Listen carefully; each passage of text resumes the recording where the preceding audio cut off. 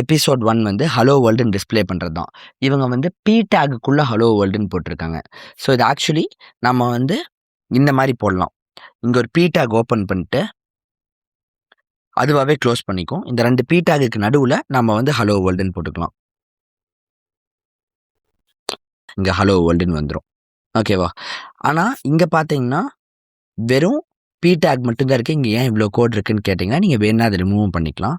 So இந்த பாடியை நீங்கள் ரிமூவ் பண்ணிட்டு இதெல்லாம் ரிமூவ் பண்ணிட்டு வெறும் அந்த பி டேக்கை மட்டும் வச்சுருந்தீங்கனாலும் உங்களுக்கு அது வரும். ஓகே, இவ்வளோதான். ஃபஸ்ட் கொஷின் முடிஞ்சது. நான் பார்க்க நல்லா இருக்கணுங்கிறதுக்காக உங்களுக்கு வந்து இந்த மாதிரி வச்சுக்கிறேன். ஸோ இனி எல்லா கொஷின்ஸையும் நான் இந்த மாதிரி உங்களுக்கு சொல்லி கொடுத்துட்றேன். ஓகே, இதில் உங்களுக்கு இன்னும் ஒரே ஒரு சந்தேகம் இருக்கும். இது ஒரே லைனில் இருக்குது, நான் இப்படி எழுதியிருக்கேனேன்ட்டு. அது என்னென்னா, ஆக்சுவலாக நீங்கள் இதில் ஒன்று தான் புரிஞ்சுக்கணும், எதுக்குள்ளே இருக்குன்ட்டு. ஒன்றுக்குள்ளே ஒன்று வருதுங்கிறது தான் ஸ்டார்டிங் பாயிண்ட்டு. ஃபஸ்ட்டு கொஷன்லேயே நீங்கள் அதை புரிஞ்சுக்கணும். இப்போது இந்த கொஷனில் பார்த்தீங்கன்னா இந்த ஸ்டைல் இருக்குல்ல, இந்த ஸ்டைல்குள்ளே தான் இந்த பாடி வந்திருக்கு. ஓகேவா? இந்த பாடிக்குள்ளே தான் இந்த 2 லைன் வந்திருக்கு. புரிஞ்சுதா? கிளியரா? அதே மாதிரி இந்த ஸ்டைலுக்கு வெளியில் இந்த பாடி இருக்குது. ஓகேவா? இந்த பாடிக்குள்ள ஒரு பி டேக் இருக்குது. இந்த பி டேக்குக்குள்ள இந்த ஹலோ வேர்ல்டுங்கிற டெக்ஸ்ட் இருக்குது. இது உங்களுக்கு புரிஞ்சுச்சா? இப்போது இதை வச்சு நீங்கள் ஒன்று புரிஞ்சுக்கலாம். ஒன்று இன்னொன்றுக்குள்ளே வருதுங்கிறத நம்ம 2 விதமாக டிஃபைன் பண்ணலாம். ஒரு விதம் என்னென்னா ஸ்பேஸ். ஓகே, அதாவது இந்த ஸ்டைலை விட்டு 4 ஸ்பேஸ் தள்ளி உள்ளே இருக்குது, தெரியுதா? இங்கே இந்த 4 ஸ்பேஸ் தள்ளி தான் இது மொத்தமே இருக்குது. இந்த பாடிங்கிறது இந்த ஸ்டைலுக்குள்ளே வருதுன்னு புரிஞ்சுக்கலாம்.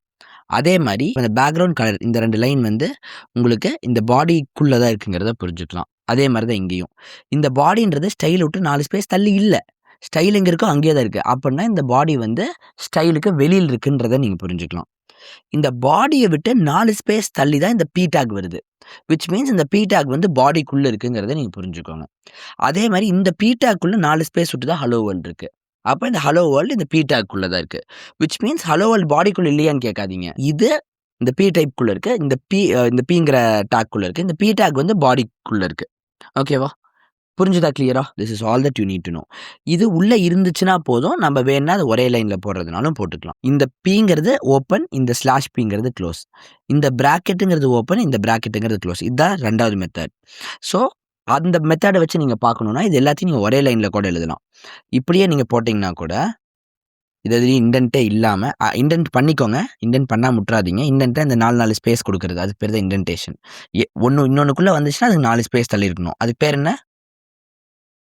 இண்டென்டேஷன். இப்படி வச்சிங்கன்னா கூட நீங்கள் ஸ்டில் ஐடென்டிஃபை பண்ணலாம். ஏன்னா இந்த ஸ்டைல்னு இருக்கா, இந்த ஸ்டைலோட க்ளோஸ் டேக் என்ன? Slash style. ஓகே, இந்த பியோட க்ளோஸ் டேக் என்ன? Slash P. இந்த பாடியோட க்ளோஸ் டேக் என்ன? Slash body. அதே மாதிரி இங்கே வந்து இப்படி ப்ராக்கெட் ஓப்பன் ஆச்சுன்னா இப்படி ப்ராக்கெட் க்ளோஸ் ஆகுது. நான் கிளிக் பண்ணேன், அதுவே செலக்ட் ஆகுது, பார்த்தீங்களா?